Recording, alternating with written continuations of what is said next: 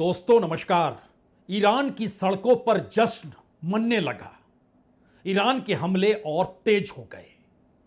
तो क्या अमेरिका और इजराइल ने जिस सोच के साथ आयतुल्ला अली खामनेई को निशाना बनाया और उन्हें खत्म करने के बाद खुले तौर पर अमेरिकी राष्ट्रपति ट्रंप ने यह ऐलान कर दिया कि किसी भी हालत में ईरान अब किसी दूसरे शख्स को अपना नया सुप्रीम लीडर न बनाए, क्योंकि जो नया सुप्रीम लीडर बनेगा उसके बारे में अमेरिकी राष्ट्रपति ट्रंप खुद तय करेंगे, क्योंकि वो चाहते हैं कि ईरान के भीतर जो इस्लामिक रिपब्लिकन की सोच है वो पूरे तरीके से खत्म हो, एक डेमोक्रेसी वहां पर रेंगने लगे जो इजराइल और अमेरिका के अनुकूल हो।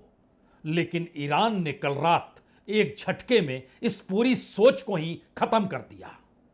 वहीं इजराइल ने एक कदम आगे बढ़कर कहा था कि अगर ईरान ने अपने नए सुप्रीम लीडर को चुना तो उसका भी वही हाल होगा जो आयतुल्ला अली खामनेई का हुआ, यानी वो मार डाले जाएंगे। तो किसी भी हालत में नए सुप्रीम लीडर को वो नहीं चुने।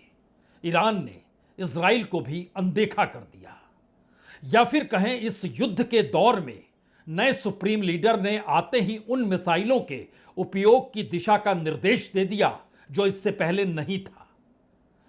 वो इजराइल हो, वो मिडिल ईस्ट के वो देश हो जहां अमेरिकी बेस हैं, या फिर उससे हटकर जहां जहां अमेरिकी सेना की मौजूदगी है, उसे निशाने पर लेने का निर्देश या ऑर्डर नए सुप्रीम लीडर ने दे दिया।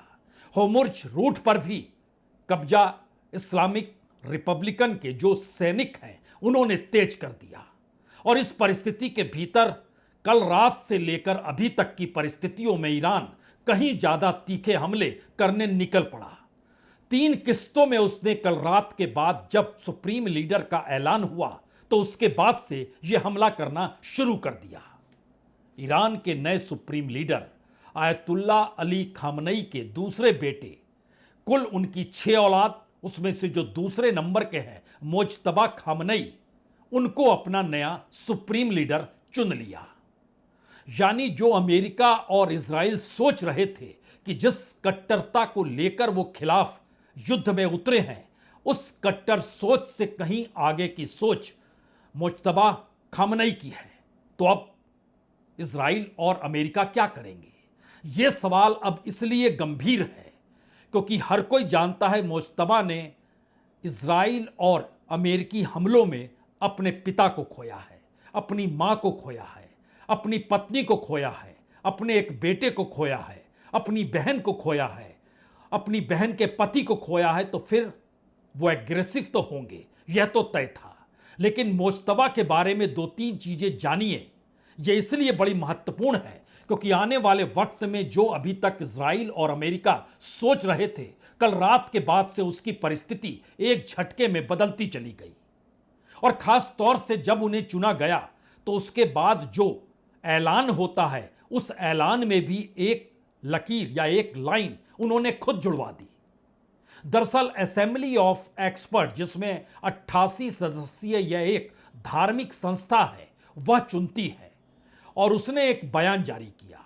उस बयान में लिखा गया कि युद्ध के बेहद गंभीर हालात और हमारी संस्था के खिलाफ दुश्मनों की सीधी धमकियों के बावजूद और असेंबली ऑफ एक्सपर्ट्स के सचिवालय में और उसके दफ्तरों पर जो लगातार बमबारी हो रही है, उससे कई कर्मचारी और सुरक्षा टीम के कई सदस्य शहीद हो गए। इसके बावजूद भी यह फैसला लिया जा रहा है। और इसके बाद जो लाइन जोड़ी गई उसमें लिखा गया कि इस्लामी व्यवस्था के नेतृत्व के चयन और उसकी घोषणा की प्रक्रिया एक पल के लिए भी नहीं रुकी। यानी इजराइल और अमेरिका ये ना सोचें कि आयतुल्ला अली खामनेई को मारे जाने के बाद स्थितियां ईरान में ठहर गई है।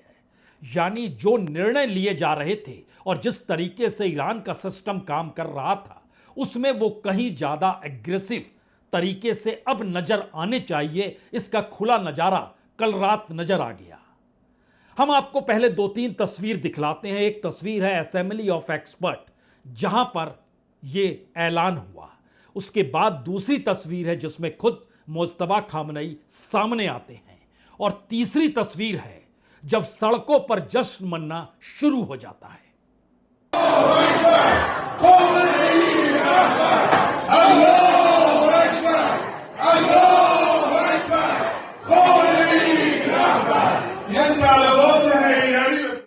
برادری این امت بزرگ را بر عهده میگیرم تا در راه شهیدانمان گام برداریم و امت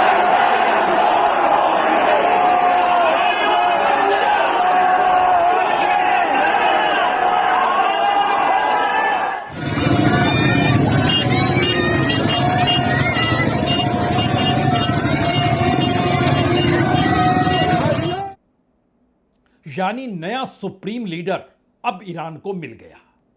लेकिन यह सब कुछ अब इस युद्ध को लेकर इतना आसान भी नहीं है, क्योंकि उनके सुप्रीम लीडर चुने जाने के तुरंत बाद शहीद 136, जो कि रडार सिस्टम के नीचे से ट्रेवल करता है और तकरीबन 4000 किलोमीटर तक की इसकी मार है, 90 केजी एक्सप्लोसिव लेकर चलता है, उसको फायर करने की इजाजत दे दी गई। और तकरीबन इसकी कीमत सिर्फ $20,000 है। और इसके निशाने पर कौन? अमेरिकी पैट्रियट मिसाइल, जो $1 मिलियन का है। और इस वक्त अमेरिकी हथियार के भीतर यह माना जा रहा है कि पैट्रियट मिसाइल की कमी पड़ चुकी है, इसीलिए अमेरिका अब हथियारों को बनाने की दिशा में बढ़ चुका है। लेकिन नया सवाल यह है कि नए सुप्रीम लीडर के आने के बाद अब युद्ध कहीं ज्यादा तीखा होगा। इसका असर तो यूं पूरी दुनिया में दिखाई दे रहा है, लेकिन मुज्तबा खामनई को लेकर 2-3 बातें अब पूरे देश के नहीं बल्कि दुनिया के सामने है। ये लो प्रोफाइल के हैं, यानी हाई प्रोफाइल में रहते नहीं हैं।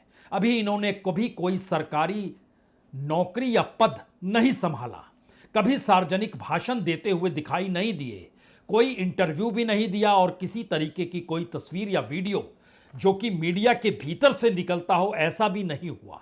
यानी जो जारी किया गया वही है।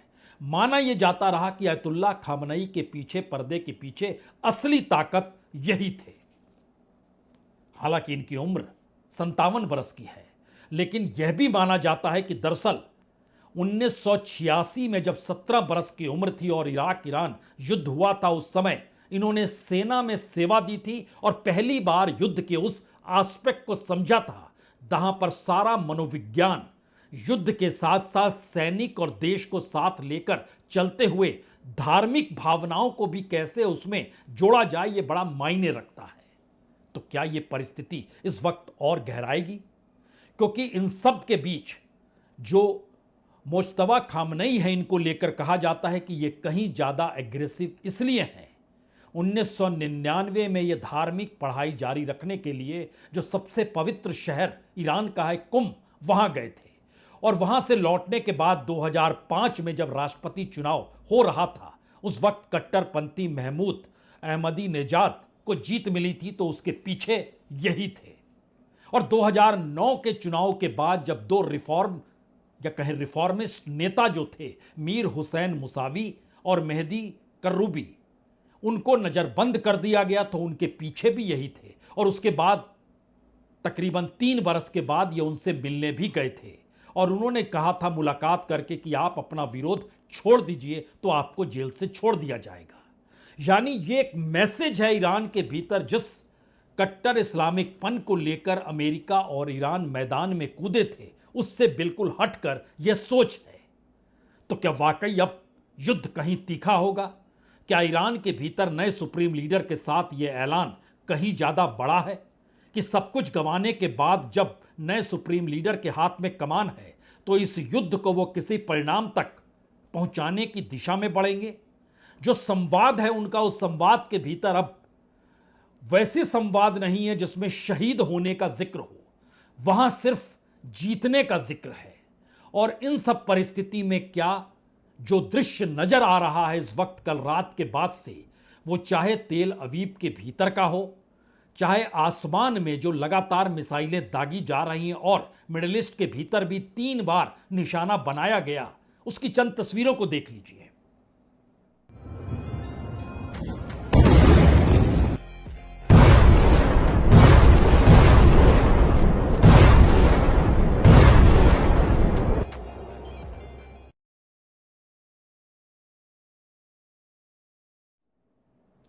चूंकि यह दृश्य नए सुप्रीम लीडर के चुने जाने के बाद का है, तो स्ट्रेटजिकली अब ईरान के भीतर यह माना जा रहा है कि दरअसल सवाल सिर्फ ईरान का नहीं है।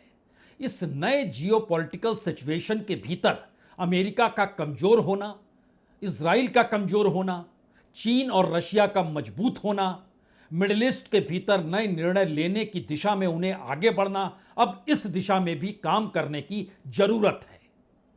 यानी क्या चुनौती सामने है, इसको खुले तौर पर अब नए सुप्रीम लीडर अपने तौर पर बता भी रहे हैं और अपनी कोर टीम के साथ इसको डिस्कशन भी कर रहे हैं।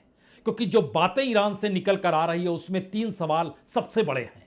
इस्लामिक गणराज्य के अस्तित्व को बनाए रखना है और ज्यादा मजबूत करना है। वहां की जनता को यह विश्वास दिलाना है कि राजनीतिक आर्थिक तबाही अमेरिका ने की है, इजराइल ने की है और उसको उस परिस्थिति से बाहर कोई निकाल सकता है तो वह नए सुप्रीम लीडर हैं। यानी इस्लामिक रिपब्लिकन जो वंशानुगत प्रणाली में अब तब्दील हो गया और हो सकता है कि जनता असंतुष्ट हो सकता है वो विरोध करे, तो उस विरोध और तमाम परिस्थितियों के बीच नए सुप्रीम लीडर इस परिस्थिति को भी बताने से चूक नहीं रहे कि दरअसल इसी युद्ध में इस देश के बहुत सारे नागरिकों को उनके परिजनों ने खोया है। तो ऐसे में खुद उन्होंने अपनी पत्नी, अपनी बहन, अपने मां, अपने पिताजी को भी खोया है। यानी अब झुकने की कोई संभावना नहीं है। और इसके आगे की परिस्थिति स्ट्रेटजिकली इसलिए महत्वपूर्ण है क्योंकि अभी तक 2 ही बातें सामने आ रही थी। एक, चीन द्वारा फाइनेंशियल मदद, दूसरी तरफ रूस के जरिए खुफिया मदद, जिसका जिक्र अमेरिका के भीतर भी होने लगा है। लेकिन नई परिस्थिति में इस न्यू जियो पॉलिटिकल सिचुएशन के भीतर ईरान के नए सुप्रीम लीडर जो मैसेज कन्वे कर रहे हैं वो मैसेज सिर्फ और सिर्फ ईरान को लेकर नहीं है। वो पहली बार मैसेज उस जियो पॉलिटिकल सिचुएशन में समुद्र पर चीन के कब्जे को लेकर है। इस जियो पॉलिटिकल सिचुएशन में जो रशिया को काउंटर किया गया वेस्टर्न कंट्रीज के जरिए, उसमें रशिया की मजबूती को लेकर है। उसमें खासतौर से अभी तक जो मिडिल ईस्ट के देशों को सुरक्षा देने का ऐलान अमेरिका कर रहा था वो सुरक्षा नहीं दे पाया और ईरान अब इस दिशा में नहीं जाना चाहता है जहां पर उनके राष्ट्रपति ने कह दिया कि अब वो हमला तभी करेंगे जब उनकी जमीन से हमला होगा। तो उसको नई दिशा में ले जाना चाहता है कि इस पूरे इलाके में आक्रमणकारी कौन है, किसने सबसे ज्यादा हमले किए हैं, और उसके केंद्र में अब ईरान या उनके नए सुप्रीम लीडर इजराइल को रख रहे हैं। और यह मैसेज अब उनके तमाम दूतावास अलग अलग देशों में यह कन्वे कर रहे हैं कि दरअसल इजराइल की मौजूदगी इस पूरे इलाके में, पूरे वेस्ट एशिया को डिस्टर्ब कर रही है, पूरे मिडिल ईस्ट को तबाह कर रही है। और इसमें अमेरिका का साथ कहीं ना कहीं अब रूस और चीन को एक साथ लाकर चेक एंड बैलेंस अंतर्राष्ट्रीय पावर सेंटर को लेकर जरूरी है।